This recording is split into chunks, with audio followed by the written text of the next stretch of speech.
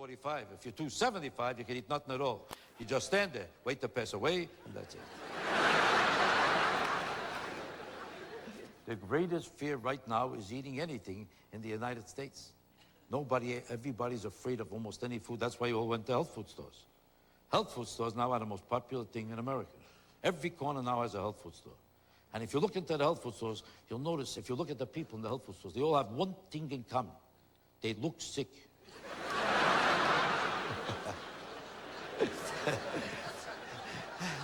You ever see in your life a healthy-looking person in a health food store? I never saw that. They all look zerkrachen, zerhagen. They all look prishkes and pimples, their face, the whole some bullshit. They all look like they have an hour left to live, zerkrachen. Walk into a Jewish delicatessen, everybody looks like this.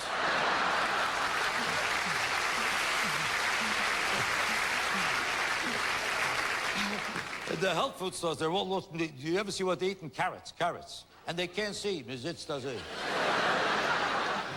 all eating carrots. And the rest of them are reading alfalfa and bean sprouts and oats. It's a place for horses, not for people. Alfalfa. Let's be honest about it. If it wasn't a health food, would anybody on this earth ever eat alfalfa? The worst, most disgusting thing left on earth, I think, is alfalfa. You ever meet a guy in the street? You know what I miss? Alfalfa. I'm dying for alfalfa. I had a miserable day yesterday. What? I couldn't find alfalfa. Alfalfa. Who the hell would eat alfalfa? You ever go to a restaurant? The main dish, alfalfa. I never saw this stuff. Whoever served it at a bar mitzvah or wedding, did you ever see, what do you want? Alfalfa. I'm looking for alfalfa. Nobody wants alfalfa, but you have to eat alfalfa. There's only one healthy-looking person in a health food store. You know who looks healthy? The owner of the store. You know why? He's eating a pastrami sandwich. It's the only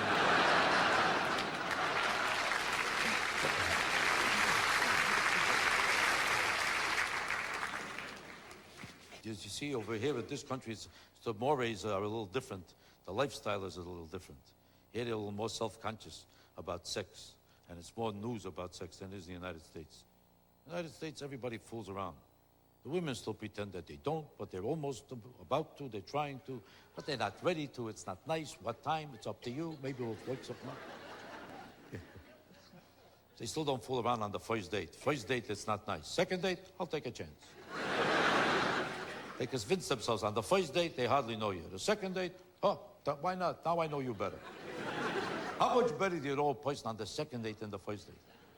That philosophy is the biggest fraud in the world. It justifies a guilt complex that women have about sex. So they convince themselves on the second date they know you. It's the symbolism of the second date. They don't know you better. How do you know a person better because it's a second date? All you know is that the guy made 2 trips. All you know is that he went home and came back. She knows you better. The taxi driver knows you better. She don't know you better. Do you understand this? But she convinces herself he came back because he respects me. That proves respect. Who comes back to a girl out of respect? Out of respect, you go to a funeral, not to a girl.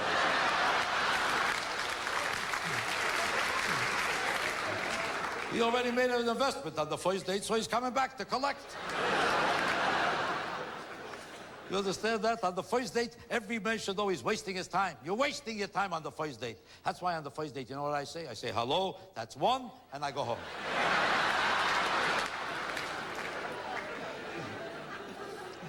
Because with all the openness in all of the societies, the simple fact is that women still are hypocrites about the whole subject of sex. They have to pretend they never heard of it, they never did it, because they were raised to think it's not nice. The man is raised to think, for you, it's okay. So he's ready, and he wants it, but not with her, because even if he does with her, he's not supposed to let her know what he wants. Because she's supposed to pretend she don't want it in order to do it.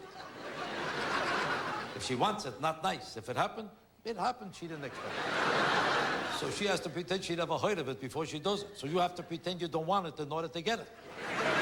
So the whole trick is to figure out how to get there without talking so she could do it without hearing. If she could do it without hearing, she'll take a chance. Did you ever see a guy take a girl to a motel? If he says to her, let's go to a motel, would she go? I never saw a guy say to a girl, let's go to a motel. Sure, my pleasure. I never heard it. You have to start walking, pretend you don't know where you're going. There'll be a sign, 12 blocks long, motel. She don't see the sign.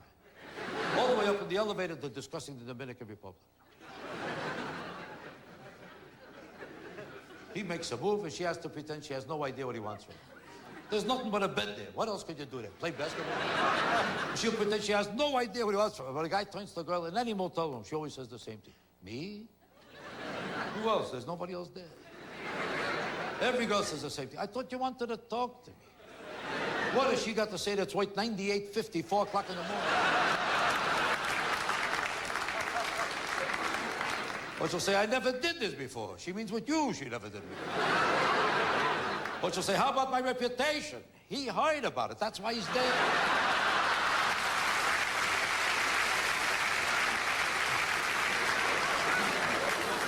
This show, I'll be honest with you, it's not for everybody.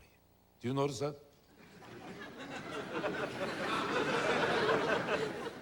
Because there's a lot of people who would never even enjoy a comedian on any level. You know, there's a lot of people, if you say to them, I want to see a comedian, any comedian, I don't care who he is, it's not for me. To them, it's not an art form. Because people are interested in artistic affairs, world affairs. They're interested in hearing things that are more important than this. They want to feel like they're going to a ballet. A ballet to them is an art form. A comedian talking, I always give up. They don't have to understand the ballet. They don't have to enjoy the ballet. As long as they go to ballet, they go, I'm art. Art, ballet, ballet is art. Steht da sehr, I go to the ballet. Most people who go to the ballet don't even understand the ballet. But it's another status symbol for very sick people. To be able to say, I'm not making fun of the ballet. The ballet is the most beautiful art form in the world, and I have the highest respect for any ballet dancer. But they have to achieve, as an artist, and the sacrifice they have to make, the delicacy and the perfection that goes into the development of the most perfect ballet requires such sacrifice, such delicacy, that there's no art form in the world that is so demanding and so exacting as a ballet. Let's be honest about it. There isn't. And anybody who makes fun of a ballet dancer is a putz and a lowlife to me. I'm not making fun of them. I'm making fun of the people who go to the ballet.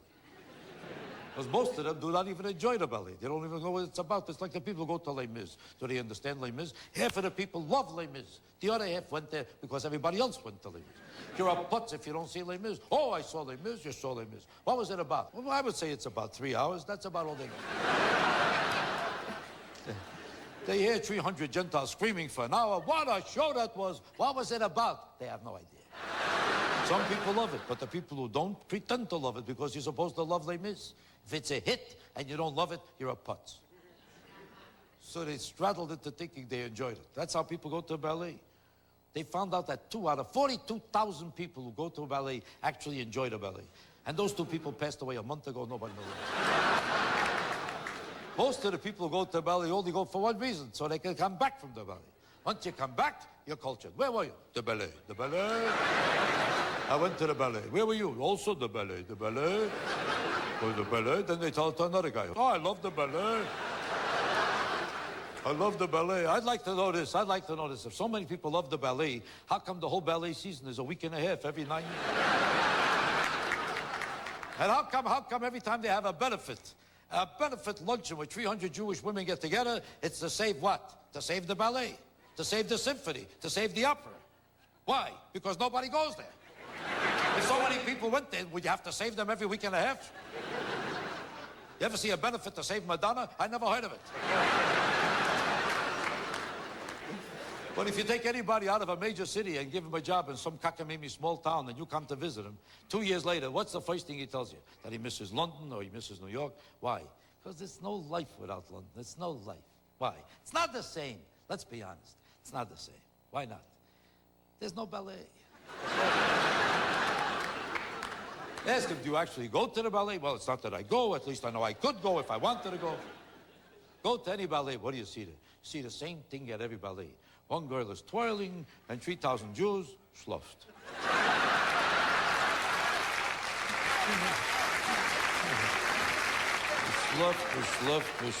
Schluffed. The rest of them are getting nauseous. How long is she going to keep twirling already? She's twirling. And you know what they can't figure out? Why she's always on her toes. Why is she on her toes? What is it? Can't they find a taller girl? I can't believe it. These are the same people who go to the opera. You know who goes to the opera? The same people who didn't sleep enough at the ballet, they come to sleep at the opera. Now, some people really enjoy the opera. I don't want to sound dogmatic.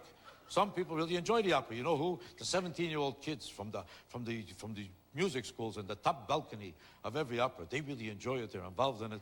I'm not talking about them. I'm talking about people in the orchestra. Not one of them knows what the hell is going on in the opera. Mishluft, mishluft, mishluft. Everybody has a tuxedo. They came from the United Jewish Appeal. Mishluft. Mishluft, mishluft. It's a bedroom for rich Jews. That's all it is.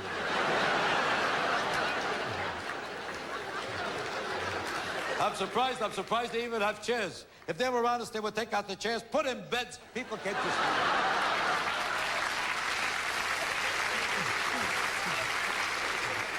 I'm surprised people come with suits. If they were honest, they'd come with pajamas. They came to sleep. I don't even blame them for sleeping. Every opera is the same story. You ever notice that it's the same story in every opera? Sooner or later, the same thing happens. He stabs her in the heart, and she starts singing and singing and singing and singing. And the more he stabs her, the better she sings. Any place in the world, you stab a person, they pass away. Not in an opera. Nobody ever passed away in an opera. She sings better than ever. He stabbed me in the heart, in the heart. He stabbed me, he stabbed me, he stabbed me in the heart, he stabbed me in the heart. Then he sings too, I stabbed her. I stabbed her in the heart, I stabbed her in the heart, I stabbed her in the heart. Then the whole chorus joins. He stabbed her, he stabbed her. In the heart, he stabbed her, in the heart.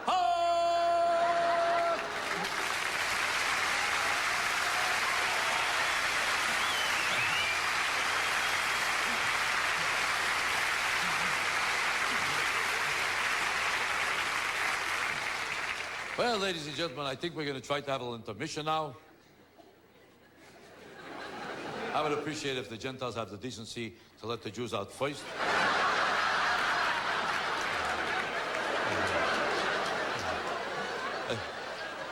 I'm not playing any preferences. Just so happens that Jews need a little more time to get out of a chair.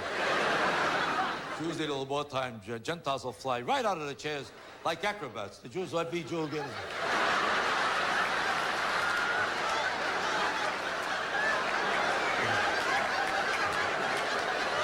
Every Jew is going to get up like this. There's something pulling here.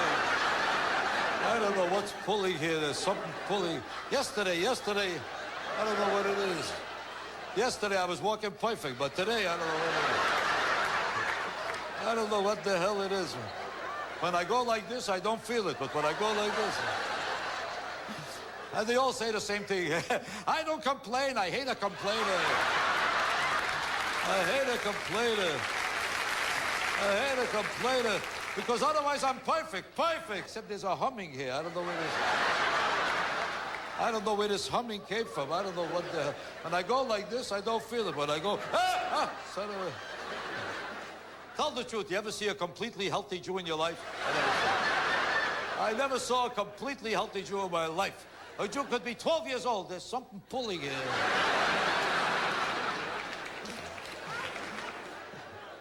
Gentiles are just the opposite. Gentiles are never sick, because they're raised with this macho imagery that you're not supposed to admit you're sick, you're not supposed to even think of yourself as sick. They could crash into a wall, be bleeding to death. Don't bother me, I'm okay. I'm okay, but you're passing away, so what? You don't live forever. Jews are always sick, that's why Jews are all experts on doctors. Why, did you ever see a Jew that's not an expert on doctors? I don't know one Jew in the world that doesn't know the biggest doctor, the biggest. A Gentile needs a doctor, he sees a sign, doctor, close enough. A clinic, But a Jew needs a doctor, they consult with every doctor in it.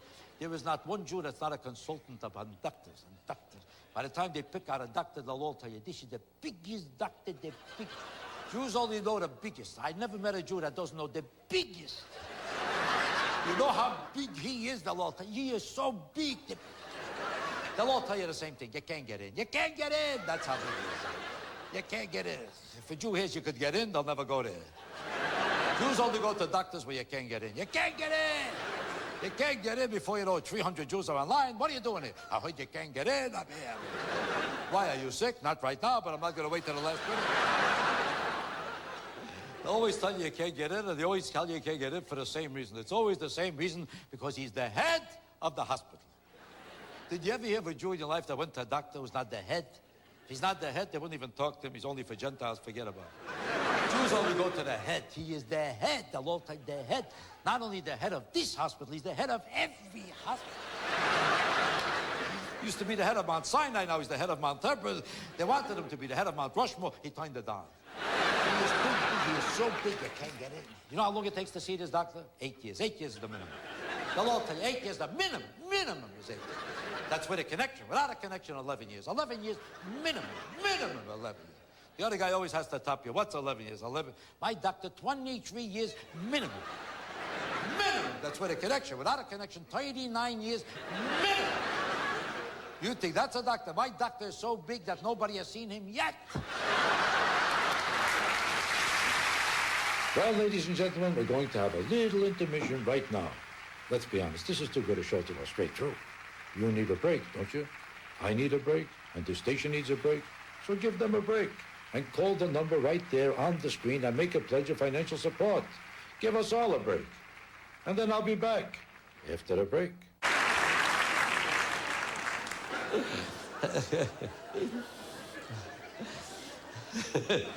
There's certain traits that are strictly Jewish, let's be honest about it. No matter how much you'd like to say that what I would say is too Jewish or not so Jewish or very Jewish, the fact is there are certain traits that are strictly Jewish. And if people say I generalize too much, it's because they're stupid. And I say this with the highest respect.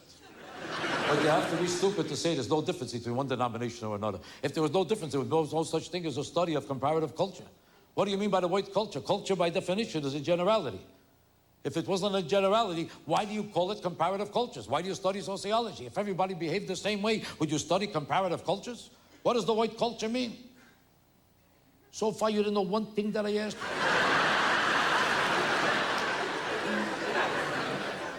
Jews have certain problems in their character that comes from a history of persecution. And there are also benefits because of it. Because of it, Jews are more charitable, Jews are more driven, Jews are more accomplished, and Jews make more money because they try harder to overcome a whole history of persecution. And because of it, they reflect also certain characteristics that are maybe not so perfect. I don't know if you heard about it. Hello? They have a certain self-consciousness about their identity, and they become paranoid. They are. Why do you think you can't even find a Jewish kid with a Jewish name in this country, or any country? They tell you they're proud to be Jewish, they're afraid to give a kid a Jewish name. You ever notice that? So proud to be Jewish, how come the Jewish heritage is no source of pride of you enough to have a Jewish name for your children? Italian kids still have Italian names. Michelangelo, Michelangelo, Tango, Tingo, Pango. Spanish kids still have Spanish names. Juliano, Juniano, Jalaya, Hanan, Jose, Jojoket, Chaket, Fonfo. But you can't find one Jewish kid with a Jewish name anymore. Every Jewish kid now is Tiffany Schwartz. Macadamia Ginsburg. Ashley Lipschitz. They're trying to out-Gentile the Gentiles. I know a Jewish kid is Crucifix Finkelstein.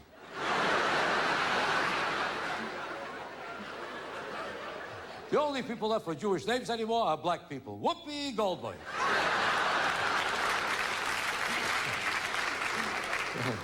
You can tell they're self-conscious about their Jewishness. You know how you can tell? By the Jew becomes successful, you never hear a Jewish name again. Every major designer in the world, almost everyone, happens to be Jewish. But when they become a designer, Yves Saint Laurent, Saint Laurent, Saint Laschmeck, Saint Patron, all of a sudden they have one French name after. They can't even pronounce their own names. What's your name?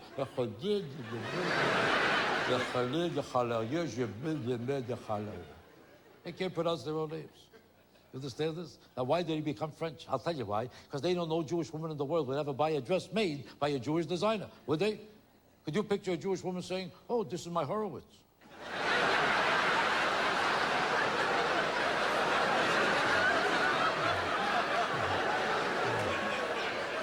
Do you want to see my Finkelstein? It's coming out now.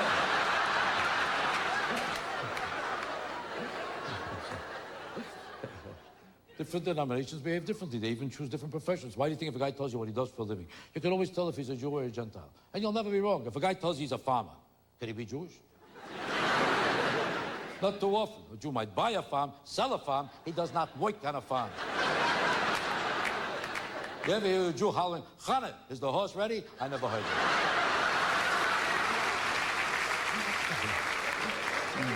Do you ever see a Jewish stuntman? I was in Hollywood for 30 years. I saw them make 9,000 pictures. I never saw a Jewish stuntman. Jews don't fly from buildings, from furniture. They don't crash into walls. This is for Goyim, and that's it. It's not for Jews. Jews have stunts too, but they have different kinds of stunts. They take in 9 million, they show a loss.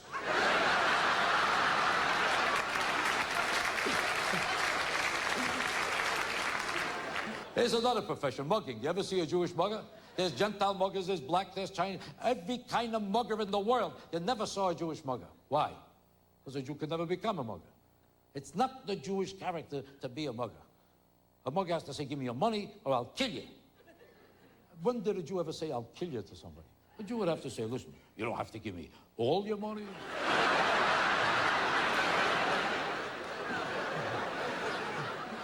You could give me a few dollars now, we'll talk it over. I just say it has to be cash. Maybe you got a credit, a check. Maybe we could go to the bank. Maybe we could have a piece of cake. Let's talk it over. You see, there are Jewish muggers. I'm lying to you. There are Jewish muggers, but they're not called muggers. They're called lawyers.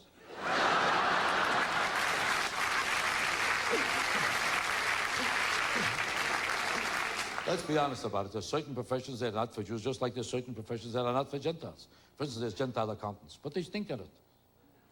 Even a Gentile doesn't want a Gentile accountant. Everybody knows accounting is for Jewish people. It's not for Gentiles. There are Gentile accountants, but it's not their field. It's a Jewish business, and that's it. They might try to be an accountant, never works out. They never get the same figure a Jew gets at the end of it, do they? Accounting is not for Gentiles. They add up the figures, no matter what it is, sign the name, close enough, that's it. A Jew looks at the same figures, but he thinks it over. He says to himself, wait a second. We don't have to pay this. Who said we have to pay this? They find a way under it, around it, between it. Before you know it, the government owes you a few dollars.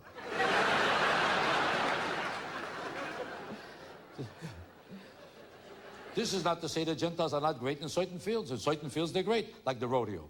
Perfect. They're great for the rodeo. Do they have a rodeo here? Oh, you know what a rodeo is? You don't know.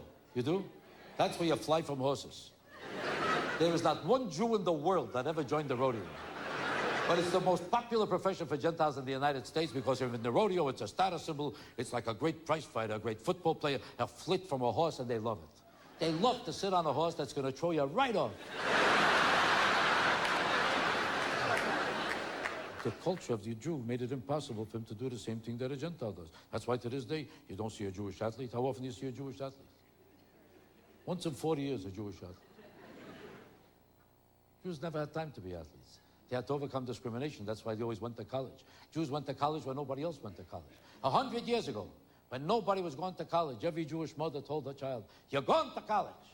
And they went. There was no colleges yet, but they went. Because the accent was always on education. Jews know if you became a doctor, you'll be protected. Nobody's going to persecute a doctor. Could you picture an anti-Semite saying, are you a doctor? My foot hurts, you Jew bastard. I never heard. That's why Jews never became athletes. Mark Spitz was the last Jewish athlete. Remember him? Swam once, got nauseous, you never heard from him again. It's no accident that if you throw a Gentile a football, he plays with it. You throw a Jew a football, he runs around. Who wants to buy a football? It doesn't stop a Jew from having an exercise room. The most popular thing today, as soon as a Jew gets rich, oh, you should see my exercise room. I've got an exercise room, an exercise room. Ask him, do you do exercise? I'm busy. I'd like to do, I'm trying to do, I almost did. Do you do exercise? I got no time. They couldn't do exercise in those rooms if they wanted to because they can't even find the machines. Clothes are hanging on all the machines. This machine is for jackets, this one is for suits, this one is for shirts. Schmatters are hanging on all the machines. There's building special machines now just for Jews with hangers already attached.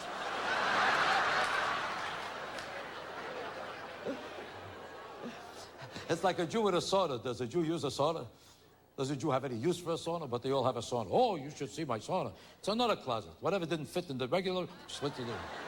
Why would a Jew have a sauna? Is there any reason for it? The Jew spends his whole life looking for air conditioning. That's all they look for. Jews spend their whole lives opening doors. Is it air conditioning? It's not. Forget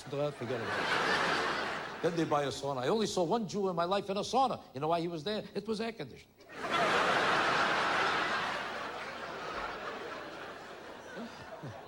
I better let you go now because I know you have to get into the cars and look for something to eat. And the rest of the Jews have to get on the phone in the car. Hello, I'm in the car, I'm in the car.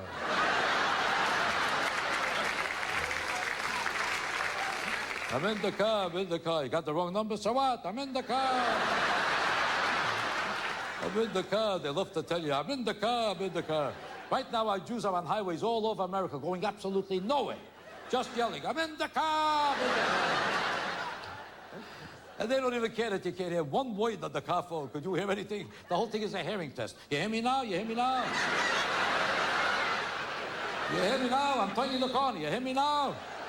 I'm around the corner. You hear me now? Hello, hello, I'm calling. Hello. You hear me now? If the phone in your house worked that way, you would throw it out in a second. For $6, you would throw it right out. But for $9,000, I'm in the car! Understand this? Not too funny to this group. The Gentile will laugh easier. Jews don't laugh unless they get permission from their wives. That's also true. That's not an exaggeration. That's a fact. Jews never laugh unless they get permission from their wives. If a Gentile thinks I'm funny, they laugh. I noticed this for 30 years already. Every time I perform any place, I see if a Gentile thinks I'm funny, they just laugh. If a Jew thinks I'm funny, they never laugh first. They always look at her first. Isn't he funny? Tell the truth. Isn't he funny? He's not. He's not. I thought he was. I thought he was. It's up to you. It's up to you. It so happens that I like him. I don't. I thought I did. Do you ever see a Jew order food in the restaurant? Does he ever order food without asking her first? Never.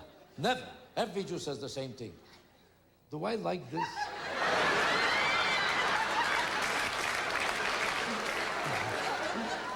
Every Jew gets up in the morning the same way. Did I do something wrong yet? I don't care if he's the biggest genius in the world. To her, he's a putz, he's a schmuck. He can be making $40 million a year. You know what she'll say? 40 million. That's because he don't listen to me.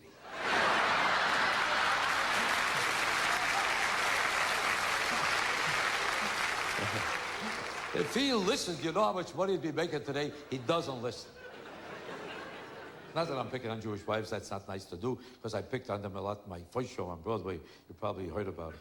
And I made a lot of routines about Jewish wives, and a lot of them resented it because I was picking on them too much, let's be honest. It's not nice to say, because there are really a lot of decent Jewish wives. There are. Where they are, nobody.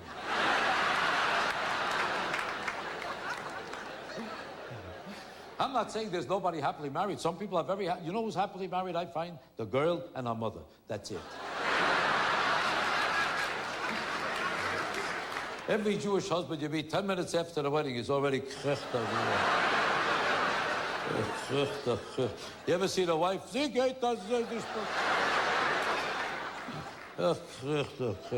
Every Jew I know is going from one doctor to the other. The head is spinning, this is schwitzing, this is not working. The foot is hanging, the head is... She's gone to doctors too, but for a different reason. To move the nose over here, to pick up the chin, to push this up, to push this out, to push this around. Every Jewish yenta is rearranging every part of her body. By the time she's 72, she looks 12 and a half. He's 27, but he looks 98. I'm not picking only on Jews, let's be honest about it. Marriage is a failure in general. It's a failure all over the world. People don't like to face it. People don't like to talk about it. It's one of those unmentionable subjects. But the truth of the matter is, marriage in general is a failure. If anything else succeeded as often as marriage, who would go into it? Would anybody invest in a business that succeeds as often as a marriage? Would you invest a quarter in that business if the chance of success is 1 out of 40,000? No study of marriage objectively made by anybody, a sociologist, philosopher, psychiatrist, I don't care who they are. They never come to the conclusion that most of the marriages succeed. Everybody assumes that most marriages fail. Why does everybody go into it? Why? Why do they go into a failing proposition? Why does it accept them no idea any place else on the site to say how come? You understand this? Well, if everybody opened a store on 37th Street and 8th Avenue, failed for the last 300 years. Whatever anybody, hey, you know a great location for a store? 37th Street and 8th Avenue. Nobody would say that. but they still get married. Why? Because it's a system. You're considered nuts if you're single. If you're married, you're normal. You could be married and bleeding to death. You could be passing away every day, killing each other. He's married, nice place. Single, oh, there's something wrong with it. Every married person is always begging every single person to get married. You ever notice that? Why? Because they're nauseous and they want you to have the same life. Every time they see a single person, they say the same thing. What kind of a life have you got? You call this a life? What kind of life? You're alone? I'm not alone. So what if you're not alone? Basically, it's a lonely life. It's not a lonely life. Why? Because I have sex day and night. That's what I mean. It's not for you.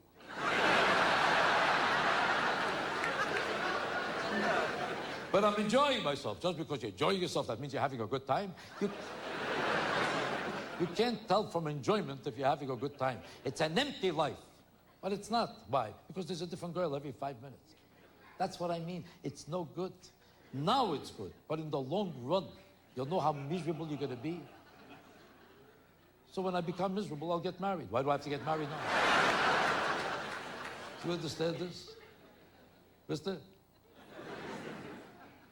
The truth of the matter is that they don't have really such a great time. Because the most important thing in the world is companionship, not sex. Sex without love is better than nothing.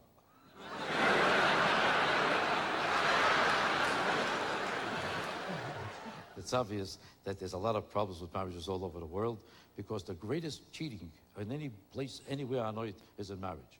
Moral people who don't think that they would ever cheat in any business, anywhere in the world, whose morality is the greatest principle in life, somehow think nothing of cheating in marriage. Why is that? 80% right now, did you hear about the deterioration of morality in the United States? They found out that 80% of the married men cheat in America. The rest of them cheat in Europe.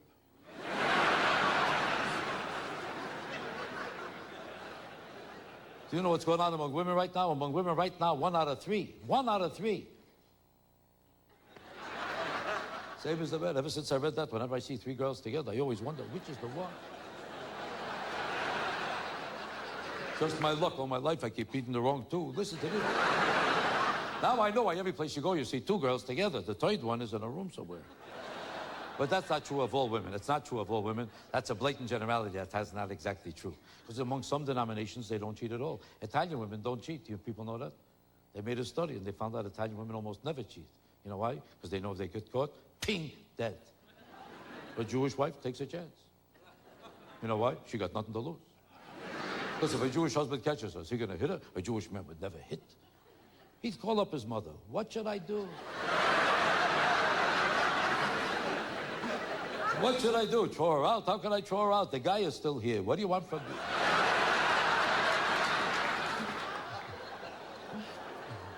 No man can imagine his own wife cheating. He can't imagine it. You know why? When he comes home, she looks to kochen, to werfen, to hagen, to schlip, to chazoo. He figures, well, I have to. Who else is going to bother with her? He doesn't know that that's how she looks in the house for him. On the outside, he'd never recognize her. Never. I know a guy who's cheating with his own wife for 10 years. Never found out.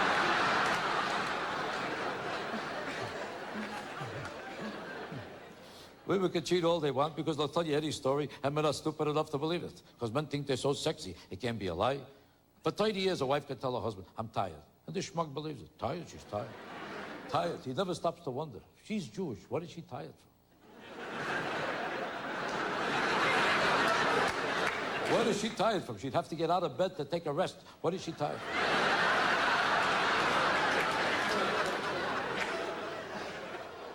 She'll tell you anything. Not tonight. Why not? The children, the children. One is 28 and one is 32. But men are stupid enough to buy it. Why? Mister? For the same reason that they're intimidated by their wives all their life. Especially if he's Jewish. The most intimidated... The Jew can't even walk around in his own house without figuring out where he's allowed to sit. Go into an Italian home. You ever see the wife straight as her? You ever see one? I'm talking to you. An Italian wife, if she's still living, she considers it a successful marriage. A Jew can't even drink from a cup because if it costs more than a quarter, it's not for him, it's for the guests. Anything that costs more than a quarter is not for you. It's for the guests. He don't even know the guests. She threw out his guests 30 years ago. He don't know one person that ever came to that house in the last 30 years, and he has to walk around his whole life with a paper cup. I say if a Jewish man fell in love with a Jewish woman, if he had any brains, he would let somebody else marry her. Then you come to the house as a guest. You can do whatever you want. This was a fantastic show, and if it wasn't, I'm not going to concern myself with it, because I know who I am. I say that with the highest respect. It doesn't mean I'm not concerned about your opinion, but if a person knows who he is, he doesn't wait for other people to validate him. The greatest sign, wait, I'll find my place. The greatest sign of mental health is that you should know who you are, and I wish it upon all of you, that you should know who you are, just like I know who I am. This shows no disrespect to other people, but you should know who you are. I thank God I know who I am. It took me a long time to find out who I am. That's why I appreciate it, because for years I didn't know who I was. I'm not ashamed to admit it. I had a problem with that. But I went to a psychiatrist. He took a look at me. He said, this is not you.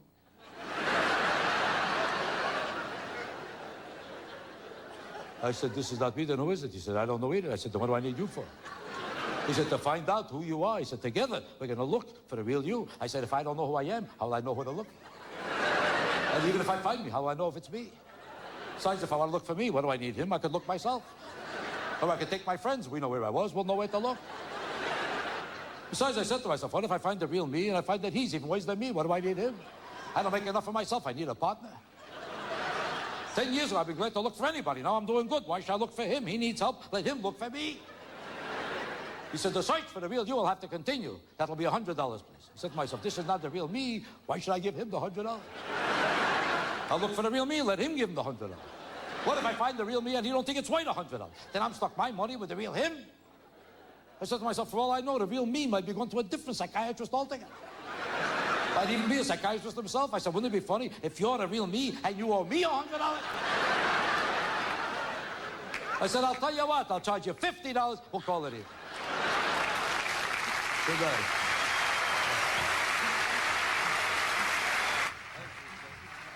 You've been watching Look Who's Laughing with Jackie Mason on KIXE Television. This is your public television station for the North State of California. Call 243-5493 or 800-655-0099 and express your support for continuing this type of program. Join and become a member now.